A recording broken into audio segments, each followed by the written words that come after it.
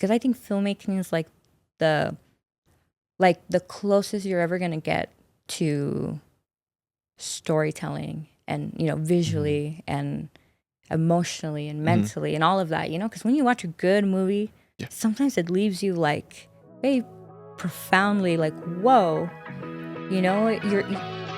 I think the best movies are the ones that can make you feel a broad range of emotions.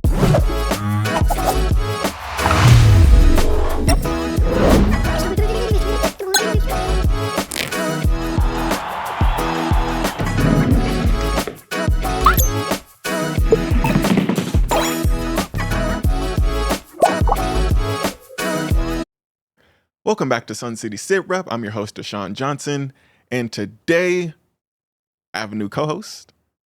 Yes, sir. Yes, sir. I'm Albert. Usually I'm behind the scenes, but today I will be sitting in with this episode. So we have another guest here with us. If you want to go ahead and introduce yourself. Yeah, hello everyone. My name is Gibel Andrea. I am a photographer, writer, travel blogger, do marketing, like I was saying earlier. I don't know. I wear lots of hats, and I think that's why I love. I also collect berets. Yeah. If you want to pull my closer, you're good. Oh yeah, just so it can pick you up good. Perfect. That should be good. Cool. So, tell me about how you got into photography, because I see your Instagram page, and I'm like, jeez, this is years of experience. No, definitely. A lot of people think it's easy, and nothing's ever easy. It requires a lot of determination, sweat, heavy lifting, metaphorically and physically. But I got into photography. Well, that's a really good question. I think when I was a little girl, there was always this commercial about this camera. It's like a little blue camera, and it was take it hiking, take it anywhere, it's waterproof, blah blah blah. And I told my parents, I want this, buy it for me, Christmas, birthday, I don't care, you buy it for me. And they bought it for me, and luckily I was very blessed that my dad worked for United Airlines, so I got to fly on standby, which means I get to fly free anywhere in the US, and then internationally I would just pay taxes, but for example, Europe, I think it was 150 round trip with standby. That's a good deal. It is. Yeah. So that was when I was little. I don't have that anymore. But my dad would take me my dad's from Nicaragua, so I'd go every summer to Nicaragua. I would take my camera, and I would just take pictures. And for me back then, it was more of a hobby. Yeah. I didn't have social media because I was 10. Right. I was very little. And then, next thing you know, I think I forgot about it. The camera broke one day, so it wasn't waterproof, as it said. And oh, that sucks. I know, right? It broke one day, and I don't know. I guess I went on with my life, and I started doing a lot of things in the arts. I got into dance, I got into acting, and then I got into writing, and then from there I got into filmmaking because I started writing, screenwriting. And when I got into filmmaking, I was like, okay, where do I start? Because filmmaking is intense. You have to do so many aspects: sound, lighting, camera, directing. So I was like, you know what? Let me start with the basics. Let me get a camera, and let me get back into photography. Well, I ended up just falling in love with photography. That I don't know. It wasn't even a business at first. I started taking photos of friends. Next thing you know, how much do you charge? And I'm so blessed that I got to meet a lot of good photographers here in El Paso. Wow. That kind of guided me. I had really good mentors. My friend Diego Davila, one of them. David Corral, another one. I had so many good mentors where I could call them and be like, how much do you charge for a wedding? Or how much do you charge for a grad shoot? I've never done one before. And, they guided me. And I think anyone who's getting into any career, get a mentor. Because that will not only improve your skills and your determination, but it will really, really help you, just get there. It'll help you not be so lost. Yeah. Yeah. Would you say that you're at that point where you could start mentoring? Ooh, yeah, Oh, really? definitely. Okay. But I'm very picky. No, I understandable. will not help someone that is like you have to have that fire in you of Yeah. like, I want to learn, you know? Yes. Yeah. And I've met a lot of photographers that I see it, you know, you can tell, that little spark in their eye. It's like, ooh, like you love this, Yes. you know, and, a lot of people, sometimes they get into careers for like the wrong reasons, sometimes just money based. And you can tell when someone is just doing it for the money. Yes. But when I meet those people that have that spark in the eye, or they remind me of me, like my friend Jasmine. I met her in school, actually. She's younger than me. But when I met her, I was like, ooh, you have that spark like me. Like, Yes. you need any help, Jasmine? I will. Dedicated. Yes. I will help you. And I've told her. I've given her recommendations. We've sat down and have had like hour-long conversations at coffee shops, and that's how you know someone is like so like willing to learn. Yeah, time goes by. Yeah, most definitely. It's like music for me. Like, I used to make a lot of beats, but like when someone would come to me with like a custom beat, like they want me to make a custom beat, and then I would go to their music and I'm like, oh, I don't know if I want to make a beat for you. Yeah. But then I met this one person. I brought him up before, but he's from the Philippines. He was someone that was like, he was doing stuff without anyone's help. Wow. But even though he came to me for help to make him a new beat, I did it for free, and like we made something that was like, wasn't the best, but it was also really beautiful in its own way. Yeah. What's that? How do I say it? Like, what has Jasmine done that made you proud?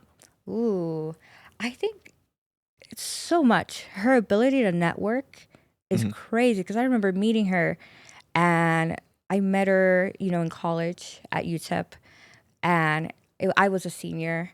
I think she was a sophomore, I believe, but you can tell like she didn't know a lot of artists, a lot of photographers, a lot of actors, models, and now I go out with her and everyone knows her. And I think like one of the best things she's done is just collabing with people, not being afraid to send that DM, Yeah. not being afraid to just go up to someone. I've seen her do it. Like we were out eating and then she was like, I think I know that lady. Let me go see if I know her. She's like, hello, I'm Jasmine Power. Do I know you? I don't know you. That's okay. What do you do? Oh, What's your name? I was sinking to my seat. Yes, I don't know this person. Let me get to know you. Her attitude, definitely. I think she has gained so much confidence since me meeting her. And it's like one of those like friendships that you see them grow and you're just so proud of them because you're like, oh, I remember when you were like shy. Yes. Yeah. And I think another thing I'm proud of her is like her videography. She really has like just taken the time to learn and invest. And that's amazing. Yeah, and I noticed that in her when she was asking us if we gave classes on like, video editing and stuff like that. And I was just she was like, asking about the workshops if we had any. yeah, that was insane to me. It's not that it was insane to me, but no one's really asking stuff like that. Really like asked if we do like workshops. You should probably like start. You should probably do, because when I walked in, I was so impressed. Like I've done other podcasts, and usually, like I love all the other podcasts I've done, but it's usually just like one mic, we share it, or it's two, and it's like like a small podcast room, and and when I walked in, I was like, wow, you guys are prepared. You guys put in a lot of like dedication, and even the set design. I'm in awe. I love it. Thank you. It's okay if you want to start beef. Like we'll start beef with all the other podcasts in El Paso. No. Okay, never mind. I love like every podcast that I've done so far. Great host. I've done about 4, but I do them like every 2 years, I think.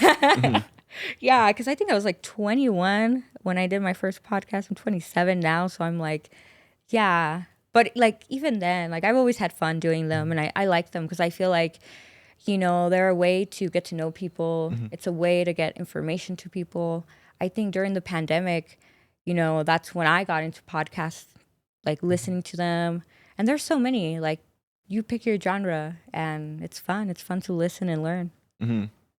Ooh. If you had your own podcast, what would you be talking about? Ooh, I think I mentioned it earlier. So I wanted to do a true crime podcast because I love true crime. I love storytelling. I'm a writer. Yes. And then I've always wanted to get into photojournalism, but I don't know why life kind of like pushes me away from it. And instead I get more into like, weddings and fashion photography. But I would love to do like my own type of like journalism and do true crime and just be able to like tell a story because they're like real life events, And a lot of the times, like even El Paso, I know El Paso has a lot of true crime stories that people don't even know of. Yeah, there's a lot of crazy ones. Crazy one, crazy. And if you don't see them on Fifth Fam, you see them like on the news. I know that there's a true crime podcast called Something on the Borderland. Have you heard of it? It sounds familiar. It's with that famous newscaster from, I want to say KVIA. I could be wrong. I think her name is Stephanie something. No.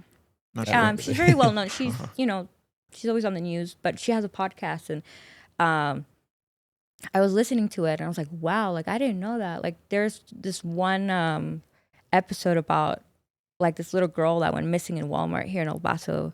And then she was murdered. And then, I don't know, it was crazy because, like, you don't think, like, we always think, like, El Paso's the safest city. I think we like to say it's the safest city, like, compared to other big cities, Most definitely. But I don't know, I think it would be very interesting to just tell stories that people have not heard of, And it doesn't have to be recent. It could be, like, something from 50 years ago, or 100 years ago. There's so many history here in El Paso that I would just love to investigate. Yeah. Actually, let me start doing it this way. What is y'all's favorite form of storytelling?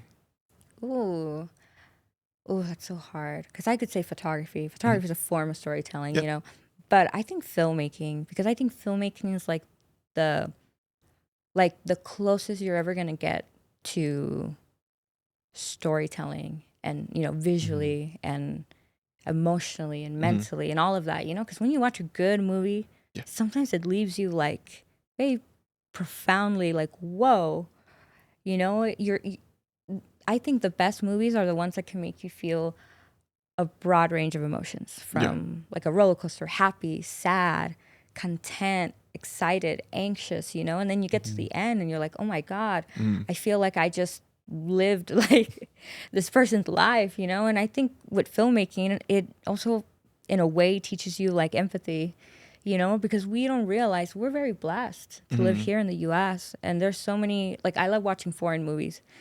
There's a lot of foreign movies that I watch and I'm like, wow, like there's kids out there that don't have our access to education. They don't have access to like a camera. They don't have access to like oil to paint, but they find a way. And I love that because when I see movies like that, I'm like, wow, if this person who has nothing can do it, why am I complaining? Yeah. I have the resources. I just have to go for it. What would you say your top 3 favorite foreign movies? Oh, so hard. I think top 3. I really like Old Boy. Have you guys heard of it? It's Korean. Yeah. Yeah. I was gonna ask you. That's what I was gonna ask her. I was gonna ask, do you watch Korean films? Because like, of course I do. I think, they're amazing. Yes. Yeah. I don't want to put that out there, but I think they're just the best at like when it comes to grabbing emotions. Yeah. They hurt me so bad, no matter what I watch. And it's like Parasite, for example. I think that movie that was insane. Was insane because you're watching it, and I remember there are moments where you're laughing. Yeah. You're like, oh my God, this is a good movie. There were moments where I had to like clench my seat and almost bite my nails, and I was like, what is happening here? Yes. And even the ending, I love that it kind of makes the audience guess, like what happened after, you know? Like, and I love those movies that make you think like your own interpretation. Another, speaking of foreign movies, I love movies of Pedro Almodovar. Have you heard of him? It's a Can't say I Spaniard have. director. I'm pretty sure you've seen his movies. He's the one who made like Penelope Cruz famous. He made a lot of Spaniard actors famous because he got them into like cinema, and then they blew up and they ended up going to Hollywood. Oh wow. But I think he did a movie called In the Skin I Live In. No, that one's very famous about a doctor that like operates. No, Can't say I have. yeah, he's done a lot of good movies. I think the reason why I'm inspired by him is that he was kind of one of the first directors, kind of like in Europe and the whole world. I was actually doing a lot of movies about LGBTQ before that became mainstream. Before that even became, I don't want to say allowed, but before it came like, because a lot of film festivals wouldn't play his movies. I remember reading that. Like more accepted. Yeah. Oh, yeah, because he would do controversial movies. Like, he once did a movie about a nun that got pregnant by a transgender. It was crazy, crazy, crazy. I know. I know, like, saying it out loud is like... Yeah, so he does a lot of movies, like, criticizing the Catholic church. He does a lot of movies about, like, LGBTQ that are really wild, like, crazy, like The Skin I Live In. That movie's... If I even tell you, like, the synopsis, like, you guys are going to be like, whoa. I'm kind of yeah, scared. you guys can look it up. You can add, like, the poster. Really good movie. Very psychological, Let me think, what's another foreign movie? I've seen a lot of... I've been watching a lot of, like, Iranian movies because I have some Iranian friends. They live here. They're going to UTEP. And I think like the best way for me to bond with people is like, especially like other cultures, it's like, show me a good movie from your country. Yeah, like let me see how you see film through your culture, Oh, that's a good one. Yeah. That is a really good one. Have you ever seen the movie Train to Busan? Yes. Yeah. Oh, that one hurt so much. That one was like... Oof, That one was sad. Are they about to release the new one? Are they? They're making another. Yeah. Oh, wow. I don't know. Yeah, I had no idea about I that. know the one movie I'm kind of excited to see is what, 27 years later? 28 years yeah. later. Yeah, I'm excited to see that one. I too. barely just saw the first one. Oh, It was amazing. Even though like the quality isn't that amazing, like the video quality. But, at the end of the day, it doesn't matter if the video quality is there. If you're a good storyteller and you have all those elements, the acting, the directing, everything, the set, like the story is going to be good regardless. And yeah, I saw it recently and I was like, whoa, this movie's amazing. Yeah. And like one of the things that I noticed, because I watch a lot of Japanese like 2000s films, like a lot of the 2000s films are like suicidal and like really emotional and like what's going on in someone's mind. That's something that's like you don't see anymore. It's not that you don't see it anymore, but like I just wish that they would use more of those cameras that were just like from back then because the style definitely adds to the story. I think that's why I really love like indie movies, because sometimes they'll go out there and they'll make a brand new movie and it looks like it was shot in the 80s. And yeah, I love that. And I also love like anime movies. I love Studio Ghibli movies. I love Japanese movies. I think I haven't watched as much Japanese cinema, but I think it's because some of it's like very like scary, psychological. I need to get more into it. Yeah. And I think like the 80s animes are like hot take, but I think the 80s animes are outdoing what's coming out now. Like Yu Yu Hakusho, like all of the vintage stuff. Yeah. Like the stuff that people don't even see anymore. Yeah, like Akira. Yeah. Akira, like stuff like that. We don't see stuff like that anymore. Like we'll get some like off the wall stuff once in a while, but like we don't get anything that's like super, I don't know, like I just miss that square aspect ratio and like the colors were so grainy. Yeah. We don't get that anymore. Kind of like a vintage Yeah. look. Yeah, like we don't get that anymore. I miss that stuff. Like all the gore and stuff. Like everything is becoming too soft now. Yeah, definitely. I don't know if that's like the Hollywood effect. That's why I'm telling you, I love watching foreign movies because sometimes they will, I don't know, just create their own masterpiece. And then you're like, whoa, how come we don't have that there? Mhm. You know, and they're making it with like not a Hollywood budget, which Yeah. surprises me even more because you're like, whoa, you made that movie with like $1 million? Like that's it? Wow, Hollywood is spending like, how much was the Joker movie? Like Right. And millions? I even saw this post not too long ago. I forgot the numbers, but like they were saying Disney was wondering why Lilo and Stitch wasn't doing good when they spent this much money, Yeah. but like back then they would spend this much money on like a film back then. But it would do so much better. It's not that we care about how much you spend on it and all the cool whatever. Yeah. It's just don't tamper with something that was, sacred to us, like Lilo and Stitch. You know what? I haven't seen it. I haven't seen it either. I don't want to see it. I I've been have meaning to heard see it. It seems people- like it's okay. Like I have a couple of filmmaker friends. One of them, his name's Matthew, and he lives in New York. And he saw it, I think, with his kids, but he said something about like, this movie's horrible. And I was like, what? No, don't say that because I haven't seen it yet. Yeah. Man, I don't know. I'm sad now. I kind of wanted to see it. Oh, I'm sorry. I'm sorry. Well, I'm pretty sure it goes person to person because some people will be really harsh on it, but a lot of people will like it. I don't know if you're not too harsh on like, if you're not too critical on like keeping things preserved and how they were, but I saw a lot of complaints on it. I mean, Yeah, I me guess it too. just depends how much they changed. This will be the real problem. I'm not going to go into what they changed, but just know people Yeah. had some I'll find really out. valid gripes with it. I'm sure there is. Yeah. Knowing how the live actions are nowadays Mm. from like remakes of old movies. Yeah. What's a remake that you would do? Ooh. Oh, that's a hard one. That's a hard one. I just not myself with that one. Like Disney or in general? Just in general. Oh, wow. Like if you could reboot anything. You know what? One of my favorite childhood movies is called The Little Princess. Years later, I ended up finding out it was done by a Mexican director, which really? even inspired me. I think it was Alfonso Cuarón that did The Little Princess. Mhm. And yeah, that movie's beautiful. I think it's based on a novel, and it's about a little girl who her dad goes off to fight in, I think it was World War II or One. Not sure, but she's from England. But they send her to New York to like a all girls boarding school. Yeah. And then she gets a letter saying that her dad passed away. And since he passed away, I think like the laws were different. So she wasn't able to inherit any of like, because she was a girl, like his money. So she went from being like like living in this boarding school, being treated like a princess, to them being like, you're our new maid now. But yeah, I would love to do a remake of that movie. I'm trying to think what else would be a really good remake. While you think about that, what would you pick?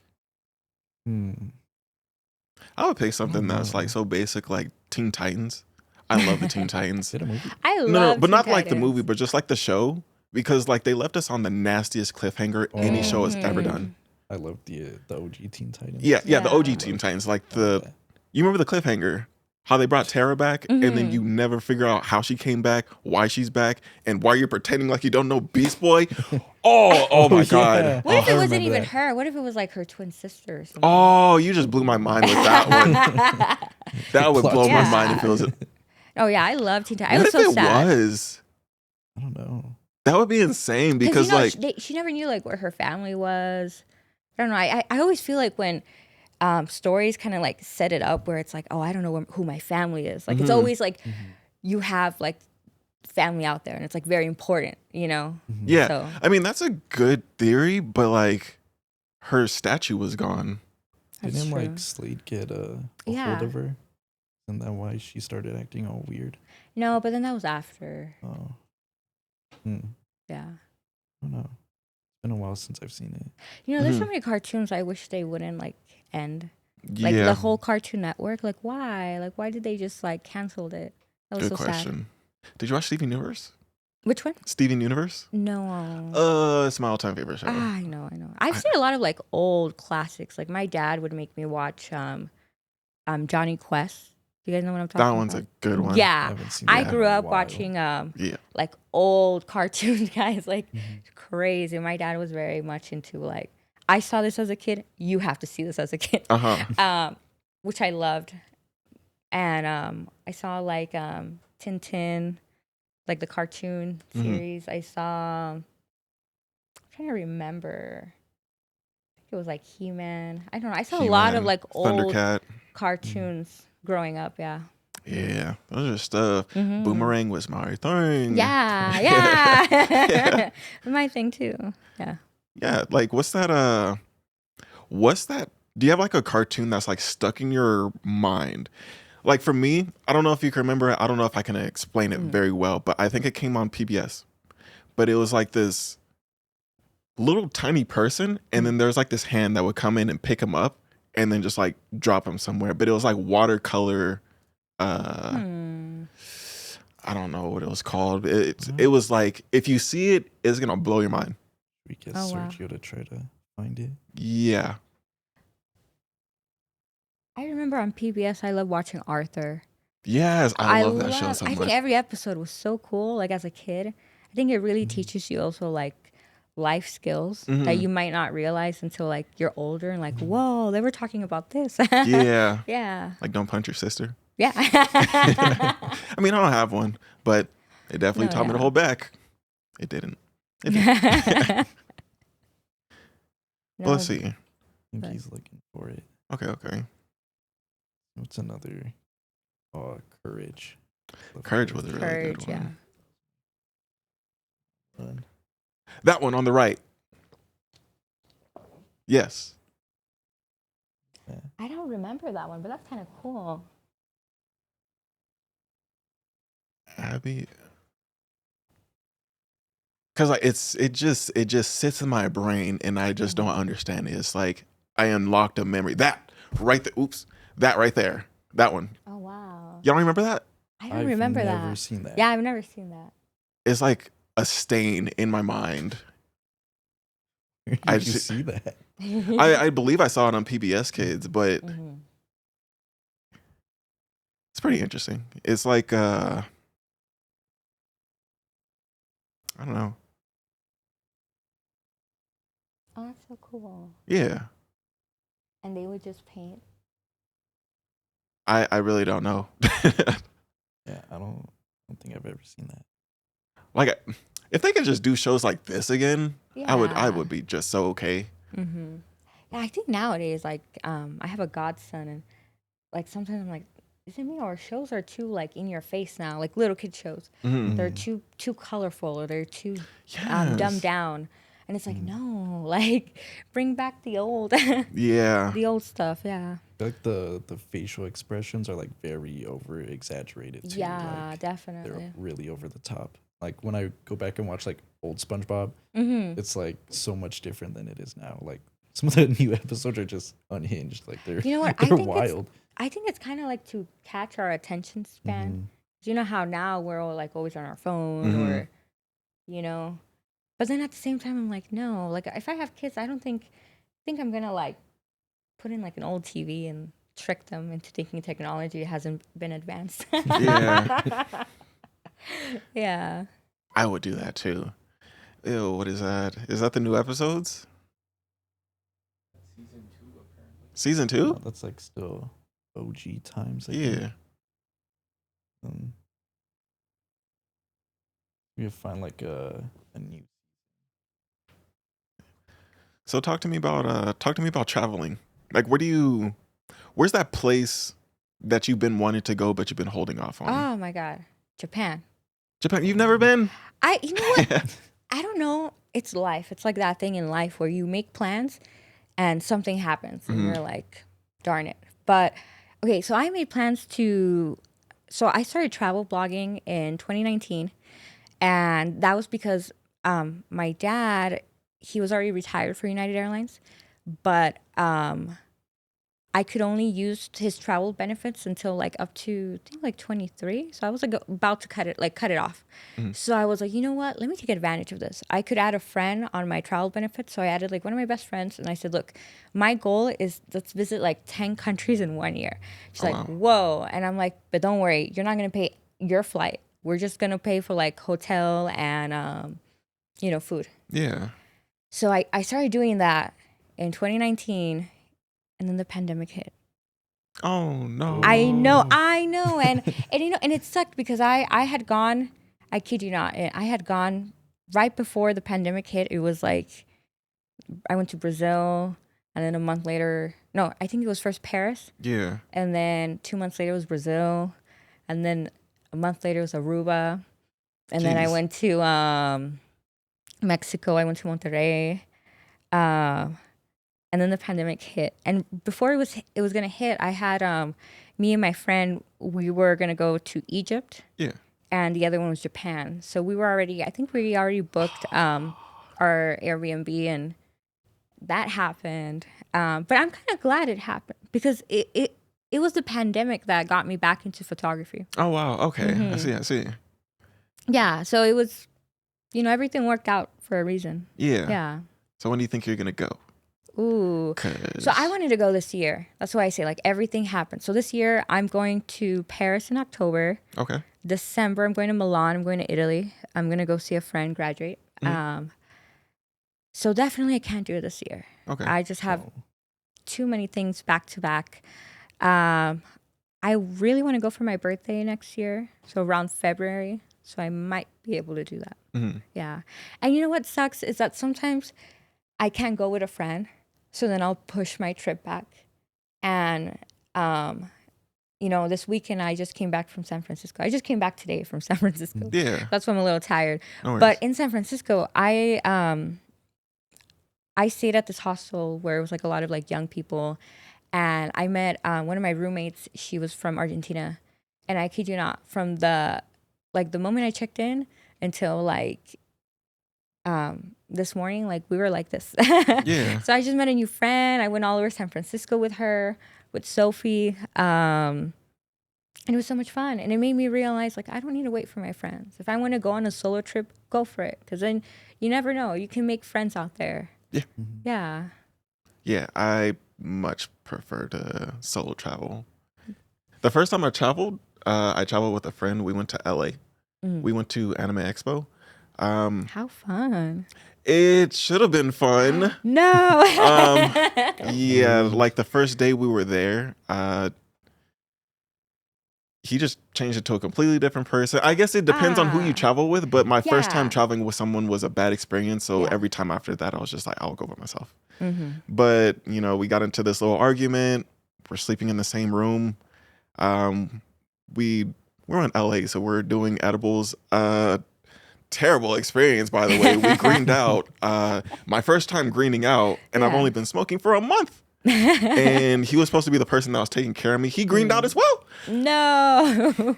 So that was a day wasted. The next day, we just stayed in the hotel because we just felt and we missed 2 days of the Anime Expo. No. Went the third day. It was completely packed. Smelled like sweat and I'm not gonna even get into it. But it was just never something that I wanted to do again. But I went to Japan by myself. No way. And I was very lost. But I feel like you would have more experience than me, like most definitely. No, I feel like I love getting lost though, like in foreign cities, because I'll have my camera with me and I'll just be like, ooh, what's that? And I'll go and I'll take pictures. Yeah. Like I went to Chinatown and there was like this tunnel, super sketchy. But I was like, the GPS was like, go through the tunnel. Yeah. And it's dark. There's a lot of cars passing by, but there's like a little sidewalks, And I was like, fuck it. I have my camera. Something happens, I can always defend myself with my camera. I had a photography class at UTEP, and they brought in a photojournalist from Juarez. And he said, like, there were times I had to hit people with my camera to defend myself. So, yeah, like, when you're doing photojournalism, like, you really have to be out there. Yeah. So, yeah, I don't get scared. I'm like, what's the worst thing that can happen? It's okay. All you gotta do is start respect recording. Have you seen that thing where like the recorder never dies, like the person recording never dies? Yeah. Cameraman never Yeah, dies. just start recording. Yeah, like You'll be safe. I don't know why. I feel so safe when I have my camera. And maybe it's the opposite. Maybe someone's like, ooh, I'm gonna go like steal that camera. And I was like walking around San Francisco, like la la la la la with my camera. Like I feel so safe. But yeah. Nice. What's your favorite thing about traveling now? Ooh, I think just like the views, the ambiance, the aesthetic, the culture. Like when you're in a different place. Wait, can I get some water? Of course. Because I got a little bit out of breath. But yeah, I think it's like everything, just like being in a place where you're not used to. I think it brings me a lot of comfort. Yeah, not comfort, like excitement. I see. I wish I could say same. I don't like new places. You don't like to travel? I do, but I don't But know. what if you're at the beach though? I We don't guess have the that's beach in different. El Paso. Oh, and when I went to LA, I was supposed to go to the beach, but every time we were supposed to go, he wanted to go somewhere else, and I didn't even get to see the beach. The time that I No. got there was Yeah. at night, and I just got to listen to it. But even then, listening to it's nice. But It's really nice, but I really feel wanted to you. see it. I know. I wanted to punch him. You should have. I should have. Yeah. He's watching. He's definitely Find him. not. Go track him down. Find him. I just might. I'm gonna send him this clip.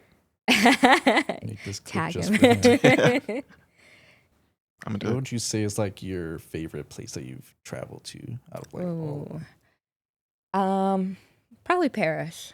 Just because Paris always has like a special place in my heart. Like Casablanca will always have Paris. That's me.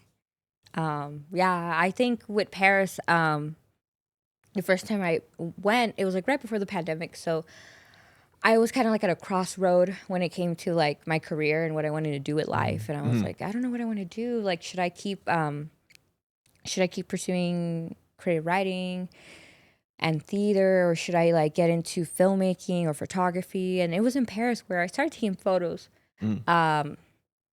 But then it was like the pandemic where I was like, ooh, I really love photography. I really love filmmaking. Let me try to pursue this. Yeah. And I think the pandemic gave me like the perfect time to really like sit down, learn, and I could make mistakes because no one was watching. Yeah. So yeah. I feel that. Okay, and what advice would you give to someone who wants to start traveling or doing photography, or both, or doing what you do? Ooh, okay, look, I'm going to give you guys some secrets to traveling. Okay. If you want to look dead in the camera, Yeah. Yes. that would be the time. Right So I don't have a lot of followers. I have 8,000. And for some people, that's a lot. I don't think that's a lot because I think that's a good I've amount. met people that's like 500,000 and I'm like, whoa. Okay. But with my 8,000 followers, I've been able to like message hotels and be like, hey, can you cover my entire stay? And I will create content for you. I will give you pictures. I will give you a reel. And I've done this probably like 3 times. And like that helps you so much. Like if you want to become a travel blogger, reach out to hotels. Even if you have 1,000 followers, reach out to hotels in your hometown. Talk to them. You don't have to go far first. Try to like create the media first. Learn it first, and then apply what you learn and just do it in other cities. Yeah. But I've done that, so that definitely helps me with like travel blogging because then I don't have to pay for it. Let me think. Yeah, don't be afraid to like stay at hostels. Like I stayed at one once in Paris, and it was like really close to everything. And I think I paid like $200 for like 5 days.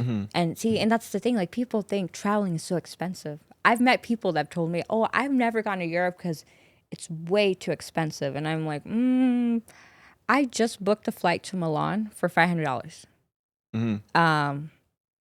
And for me, it's like you could easily save that up in a month, 2 months, 3 months, 6 months, And I'll see people that they would rather go spend that in alcohol or other substances. Call them out. Weed. And I'm like, what do you like? And I asked one time, like, this guy that I know who's a real estate photographer. And I was like, why don't you do this? Oh, no, it's too expensive. But then he was always like smoking, always going out to party. And I was like, how much do you think you spend in all those activities? Add it up, and I bet you could have easily gone to Europe and back with what you spend probably like 3 months of having fun, you know? So it's a lot of like, I don't want to say sacrifice. It's a lot of like really just having like a clear head and being like, if you want something, go for it. Like, what's stopping you? Maybe what's stopping you is yourself. Maybe it's your unhealthy habits, you know? Maybe you like to go out and eat every day. I used to go out and eat every day. Now I try not to. But yeah, it's just being very responsible with your money. Mm-hmm. Jeez, I'm about to take all that advice. Right. Yeah, and then you know what? Travel with friends. That makes it way cheaper. Like you could get an amazing Airbnb in Mexico, so affordable by the beach. And if there are like 5 people, you pay like nothing, nada. Like go for it. Yeah. I'll just stick to what you said. Like, I don't want to travel with people anymore. Hey, would you like marketing done? Hey, Yeah. man. You know what? And I reached out first to smaller like boutique hotels. Mm-hmm. I actually have a collab coming up like around Marfa, Texas area. Went through there Yeah, and I'm debating. I love Marfa. Yeah. Oh my God. So I don't know. I'm debating if I want to do it alone or I'll bring a friend. We'll see. I actually have to email them back because they emailed me when I was on my trip and I was like, yes. But here's the thing, like, don't get discouraged. I emailed them back in March. They barely got back to me right now. Yeah, and you know, sometimes you have to really like send them a DM. Don't just send it on Instagram, Facebook. Find their email. You know, I had to do that. If they don't have like a public relations email, customer service email, you know, the customer service rep's gonna forward it to the marketing person. Yeah, just go for it. My dream would be to really collab with like big hotels and airlines because I've seen a lot of travel influencers that I follow, and I know I could do their exact method, but it would just mean like giving up some stuff, and I'm not ready to, you know, like for example, my full-time job. I'm not ready to give that up. I love my full-time job. But who knows? Maybe like in a year or 2, I feel like I'm gonna get like comfortable enough to start, traveling more, making more travel vlogs. Yeah. That would be sick. I think we're close on time. Yeah. So. Yeah. Is there any motivational words you would like to give the audience for the one time? Ooh, just go for it. If you have a dream, the only person that's stopping you is yourself. So go for it. Believe in you, and yeah, like find a mentor. If you need help, there are so many people out there that will help you. I will help you. You know, these guys will help you because asking questions can lead you very far. So don't be afraid to, ask. Yeah. Awesome. Love it. Respect. All right. Do you have any words? That's it for me. Okay. Well, that's it for today. Thank you for watching. This is Sun City SITREP. This is Deshaun Johnson. This is DJ. Hey, have a great day.